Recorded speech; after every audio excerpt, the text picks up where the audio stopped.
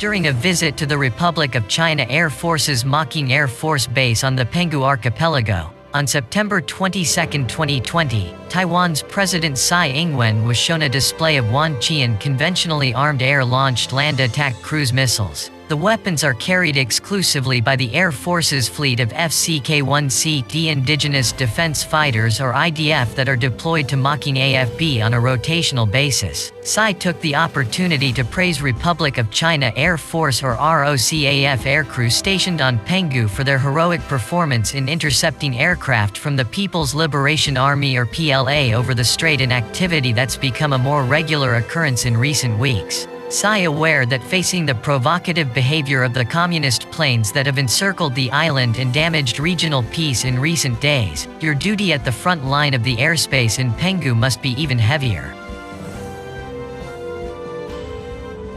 The significance of the indigenous Wanqian missile within the ROCAF armory in particular is its ability to be launched from FCK-1Cs operating above the Taiwan Strait and hit targets on the Chinese mainland. Basing jets on Penghu, a group of 64 islands between Taiwan and mainland China, brings them even closer to the PRC and provides a useful forward location to counter any potential invasion from across the strait. Of course, it is arguable exactly how long the air base at Making would survive in the case of an all-out attack by the PLA, which is well equipped with ballistic and cruise missiles tailored for just such strikes. A ROCAF officer at Making AFB told the Reuters agency that the IDF jets are required to scramble to intercept PLA aircraft within 5 minutes. Another official confirmed that the fighter jets stationed on Penghu are currently being launched almost every day in response to PLA aircraft activity.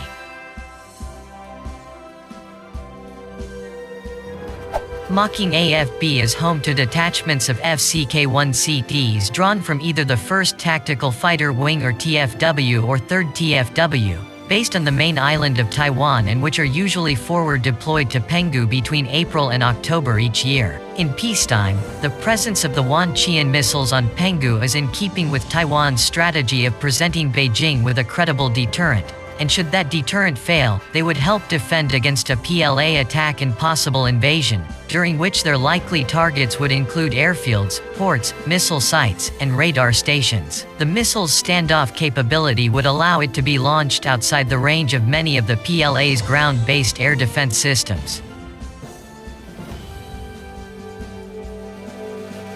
These missiles, which first entered service in 2018, have a reported range of 155 miles and use GPS guidance. The Wanqian, the name means 10,000 swords, is broadly similar in appearance to MBDA's Taurus KEPD 350, with similar pop-out wings located at the top of the missile body, but with the air intake for the turbojet motor located below the rear section of the weapon. The missile can reportedly accommodate a range of different warhead options, comprising high explosive, semi-armor piercing, or sub-munitions, as well as the Wanqian missiles on display on Penghu, which have a primary land attack role. Live AGM-84 Harpoon anti-ship missiles have also recently been seen carried by ROCAF F-16 fighters, as the war zone discussed here. Produced by the military-run Chung-Shan Institute of Science and Technology or CSIST, the Wanqian missile is an important part of a wide-ranging upgrade program that has been undertaken for the ROCAF FCK-1 fighter fleet, which numbers 103 single-seat FCK-1C and 26 twin-seat FCK-1D aircraft, according to Flight International's World Air Force's 2020 survey. The upgraded aircraft is officially known as Xiang Ying, meaning Brave Hawk. The president's visit to the islands was clearly timed as a response to the notable increase in the antagonism between Taiwan and the PRC, as well as a spike in aerial activity by both nations over the Taiwan Strait.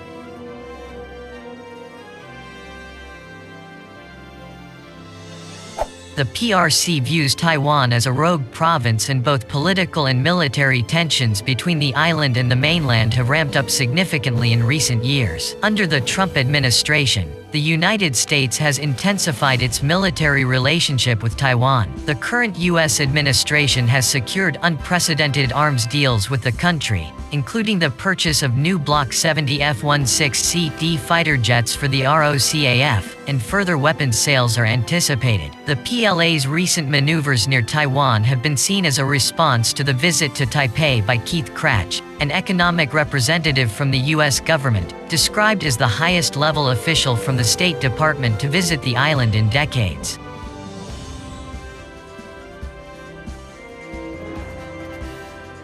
Increased Chinese military activity around Taiwan has included high-profile incidents in which PLA aircraft have crossed the median line in the Taiwan Strait that separates the highly sensitive channel and acts as an unofficial airspace boundary between the mainland and the island. However, Wang Wenbin, a spokesperson for the PRC's Ministry of Foreign Affairs, recently argued that the so-called median line is non-existent, adding that Taiwan itself is an inalienable part of China's territory. Taiwan's Foreign Minister Joseph Wu responded by describing the line as a symbol of the status quo to avoid cross-strait military conflict and maintain peace and stability. He further demanded that the Chinese government stops everything that it has been doing.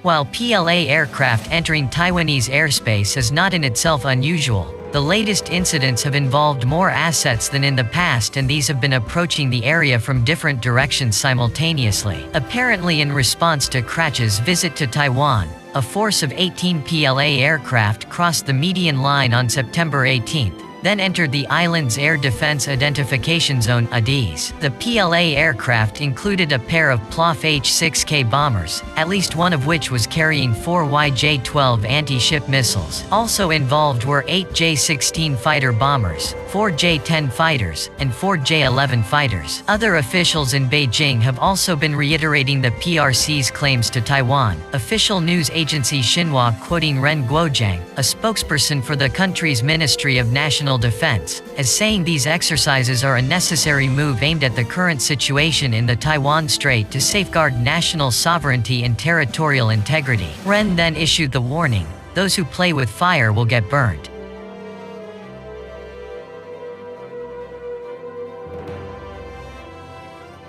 In a statement on Twitter, Taiwan's Ministry of National Defense called for Beijing to exercise restraint and refrain from escalating tensions across the Taiwan Straits. PLA's military intimidation is deplorable and has caused resentment amongst people in Taiwan. We call on PRC cherish peace and maintain regional stability. A day later, September 19, the PLA was again back in force in the region, its aircraft crossing the median line and entering Taiwan's southwest ADIZ. On this occasion, the aircraft involved were 12 J-16s, 2 J-10s, 2 J-11s, 2 H-6s, and a single Y-8 anti-submarine warfare aircraft. The Republic of China Air Force said it responded by issuing radio warnings and scrambling fighters, and that it deployed an air defense missile system to monitor the activities. The mass deployment of aircraft in the region is a tactic that Beijing has used before to demonstrate its displeasure with U.S. activity relating to the island. Back in August 2020, formations of J-10 and J-11 fighters also crossed the median line, on that occasion apparently in response to a high-level visit to Taiwan by the U.S. Health and Human Services Secretary Alex Azar. Clearly, the war of words between the PRC and Taiwan has escalated and, with it, Taiwan's eagerness to demonstrate the high-tech weapons that it sees as an essential counterbalance to Beijing's territorial ambitions.